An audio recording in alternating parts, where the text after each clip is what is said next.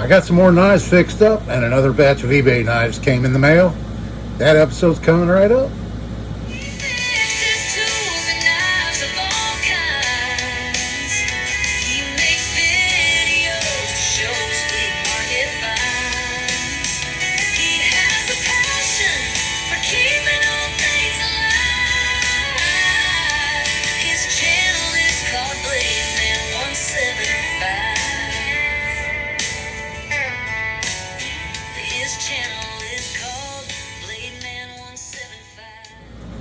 Hello everybody, and thanks for coming back for another video. You know me, this is Dave. I'm out here in the shop working on knives. Glad you joined me today. So I've got a few done, and I'll jump in and show you those first, and then we'll get on to the latest box of eBay project knives that I bought. So I'll start off with the Schrade Sharp Finger, the 152OT. There's a couple of you that were anxious to see how that turned out. And a reminder, here's what it looked like before. And here's the handles right here. Because it was missing what I thought was a rivet. Any of you working on these Sharp Finger old timers, I'm not sure if they were all that way, but at least the Wildlife series with the scrimshaw plastic handles use Chicago bolts to hold them on. And then they had these little metal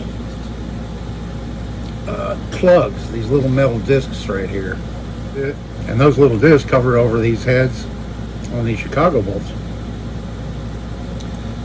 So I discovered that. I was gonna put another Chicago bolt in, but I didn't have any of the right size. Drilling the plastic for a larger rivet wasn't an option. So we now have a Schrade Sharp Finger with a custom African mahogany hardwood handle. I went ahead and did that this morning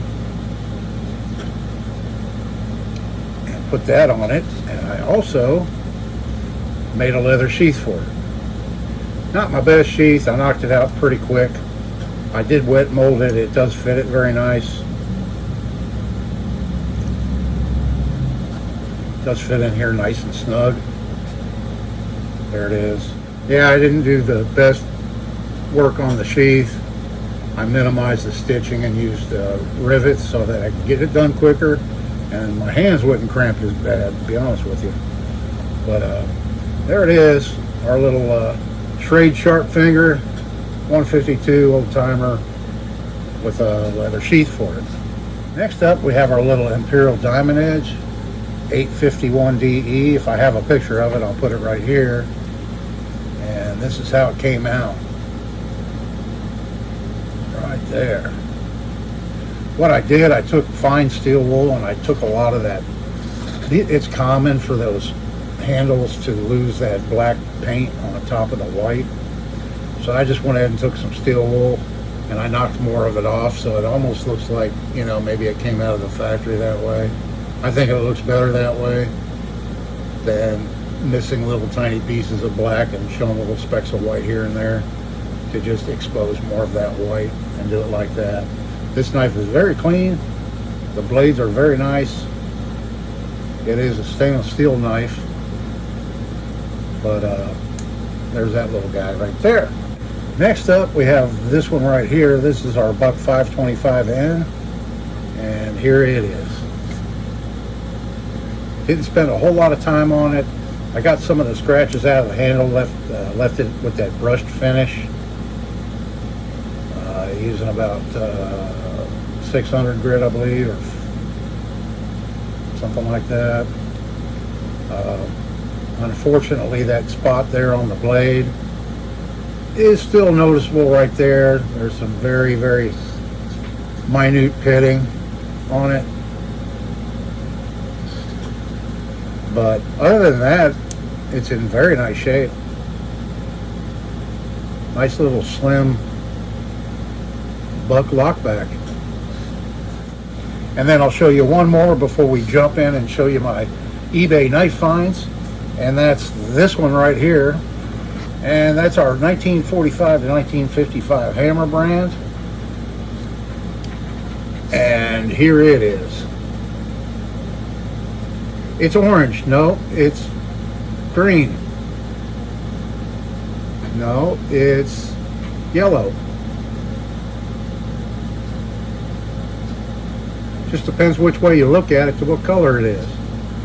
It's I found this stuff on Amazon. It's a holographic vinyl film sheets. I left it out to show you. And it comes in a multitude of different colors.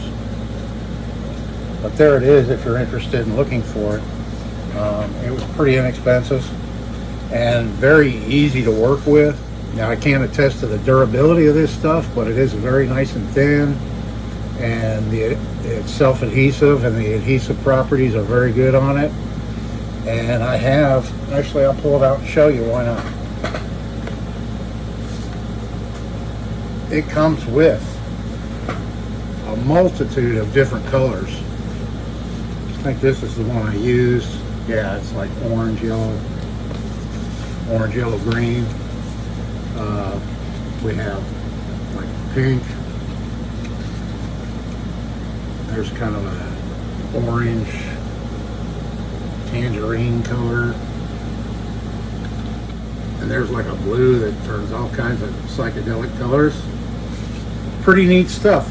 So I'm anxious to try some of the other colors here in the future on some of these knives. I'm pretty sure I have a few more coming that need coverings. So we'll try it on some more knives here in the future. Let me know what you think. Okay, let's put these off to the side. And we'll get into this new box and show you. There's some pretty cool ones in here. Got a bag full. Alright, this was a pretty nice batch I found on eBay. We have 13 knives in total, and it worked out to where I paid $2.69 each with shipping. We'll start off with this one that really doesn't need any work at all. It may look familiar if you've been watching me for a while. I pulled this one out. I picked this one up on that long road trip I took in an antique store. I found this one. It was missing one of the rivets, and I made a rivet to replace that.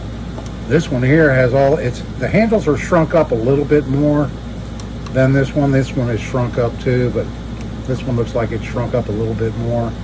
But it's a Barlow made by Ideal, the Ideal company, USA. And it's in really good shape. Could use a little bit of cleanup. There's evidence there of the factory oil. Right there, the factory oil they used on it. So this has never been used. I don't think this one was ever used either, but it did have some corrosion on the blades, and you can still see evidence of it.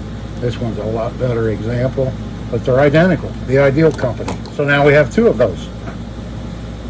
All right, I'll show you. I have 5 foreign-made knives I'll show you next. And this one's a Frost Cutlery. Yeah, Frost Cutlery Trapper. And it's very stiff. I don't think it's ever been used. It needs some oil and a little bit of a cleanup, but not much. It has that green bone.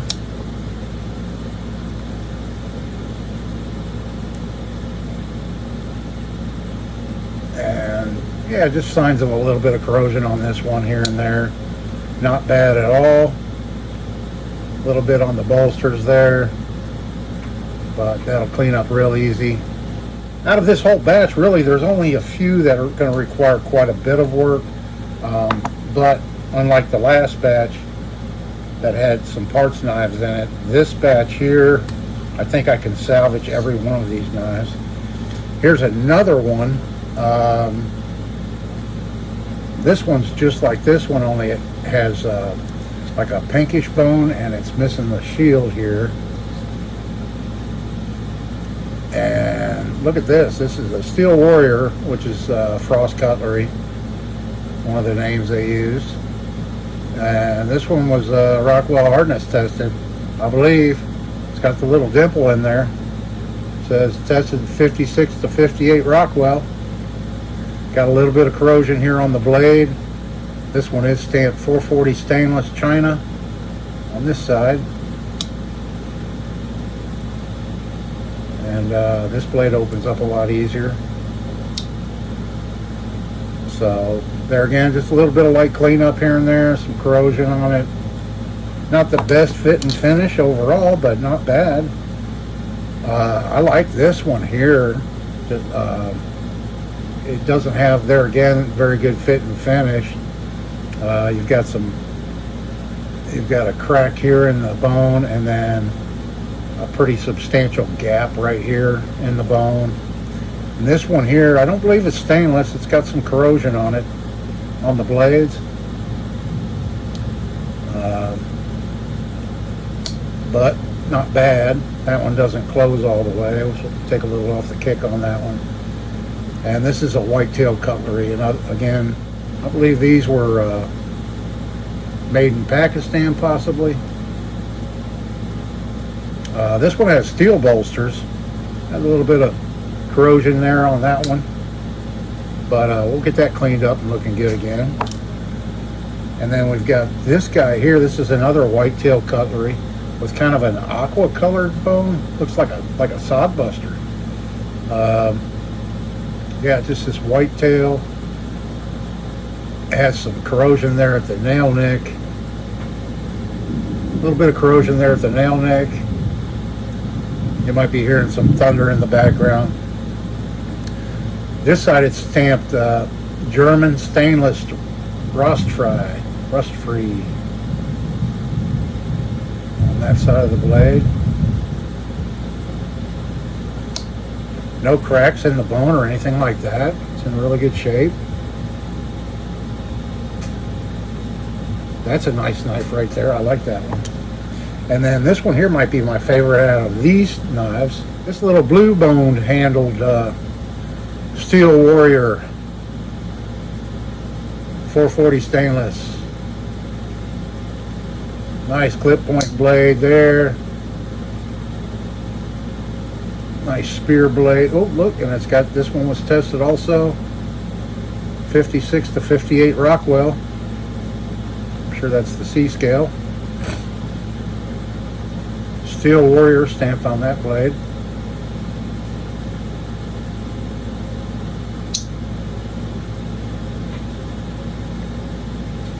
Yeah, it's put together pretty nice.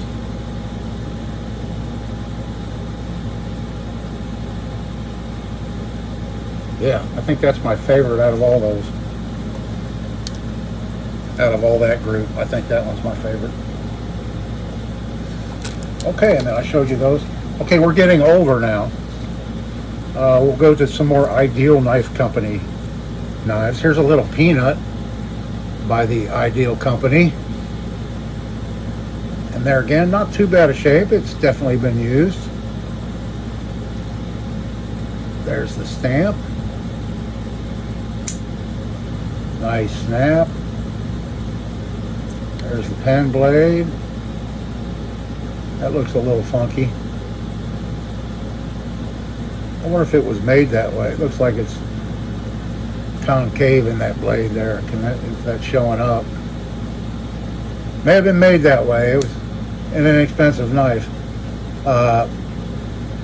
Don't see a lot of shrinkage on the plastic handles. Got a little bit of corrosion on the springs and that kind of thing, but overall, nice little peanut. That'll clean up nice.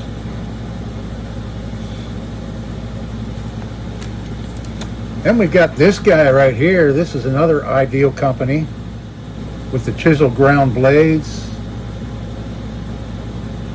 And it's got this, I think somebody added that on. It's too big for it. It's a little shield that says Florida.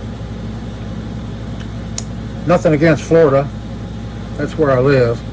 But that's a little bit too big and gaudy for this knife. So I'm going to try to take that off without damaging the imitation mother of pearl scales on it. But it has a nice little bail. And it's two bladed, but this blade is actually a cap lifter screwdriver on that side. So there's that one by the Ideal Company. Here's another one by the Ideal Company. And At first glance, I thought maybe it was missing the coverings, but it's actually made that way. It's stainless steel. It has carbon steel springs and carbon steel blades. They're again chisel ground. The Ideal company. But these scales are actually stainless, which gives quite a heft to the knife. But it has a broke-off bolster right here, so we'll have to do something with that. The blades aren't too bad. This one's really stiff. That one's really stiff, but it's not in bad shape.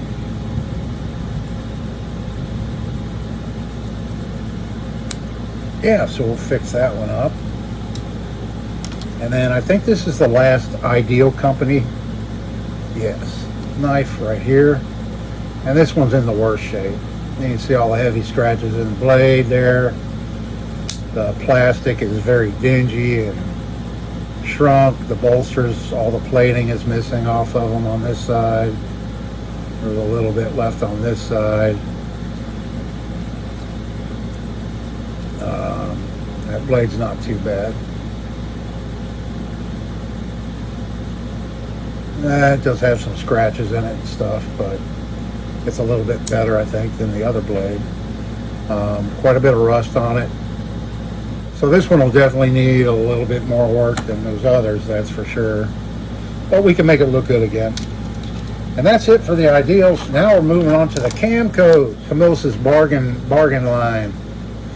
This Barlow, I love Barlows, and I like this Barlow, but the blade has been sharpened quite a bit. There you can see the Camco tang stamp. It has steel bolsters. Let's see. And the pen blade, it's kind of mangled up, chipped out, but fixable.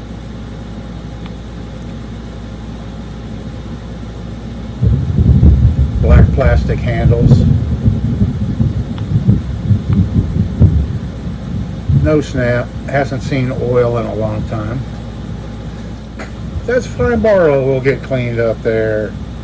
And then here we have another Camco. These last three are Camcos. We have this one here, Camco USA. Very well sharpened. Ooh, I think I saw a model number on this one. 751. It's Camco 751. Handles are in poor shape, missing a chunk right there. And then look at this pen blade. That's all that's left of it. You barely have a little bit of nail nick there. But that would be a good scalpel blade. I fix that up into a scalpel blade, maybe make new handles for it. We'll see. Well, we'll come up with something for this knife. It does have nice nickel bolsters, brass liners.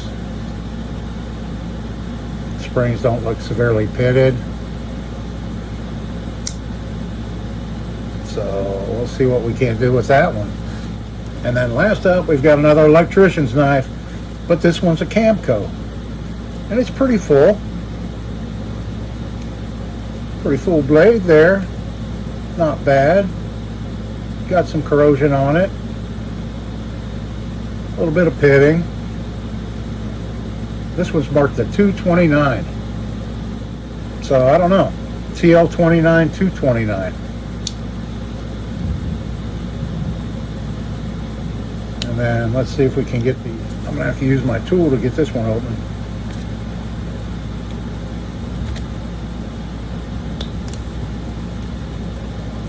There we go. And she's been broke off. Yeah, the tip of the screwdriver has been snapped off. It's not twisted up or bent.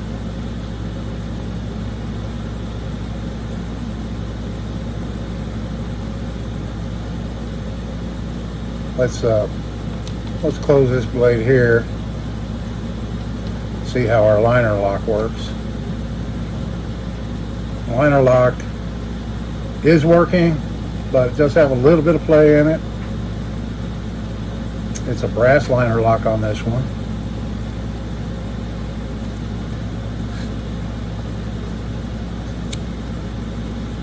Yeah, I'd say maybe 1/4 of an inch has been broken off of that.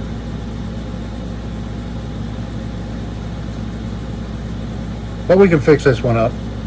The bail's pretty rusty. Pretty rusty bail there. But we can clean her up. It'll definitely look better when I get done with it. We'll add that one to our electrician's knife collection. We're developing quite a collection of them. I don't know, maybe one day I'll have a electrician's knife by every manufacturer known to have made them. We'll see. So that's the look at the next eBay knife finds. There's more coming. I'm expecting more today, and might be getting the rest of them today, or today and tomorrow I should be getting the rest of them. And one lot is, I believe 59 knives are in one lot, and then the other one is just a handful of knives. So we may have to split those up into separate videos. That's quite a few knives for me to run through really fast. So I'll probably break those up into separate videos. We'll see. But anyway, I appreciate y'all watching. Let me know if you have a favorite. If there's one you'd like to see cleaned up first, leave it down in the comments. Please hit the like button on the video. I appreciate that. That helps out. We got to psych out this YouTube algorithm. Small channels like mine, it's very hard for us to grow because of the YouTube algorithm. The larger channels, they automatically get shown to people. But the smaller channels, yeah, we kind of struggle to get seen. And so every little thing that you do can help out just by watching the video, hitting the like button, sharing the video with your friends, subscribing to my channel. All those things are greatly appreciated. I hope everybody's having a great day as the thunder is rolling outside, and you're staying cool where you're at. This is Dave. Thanks so much for watching. See you in the next one.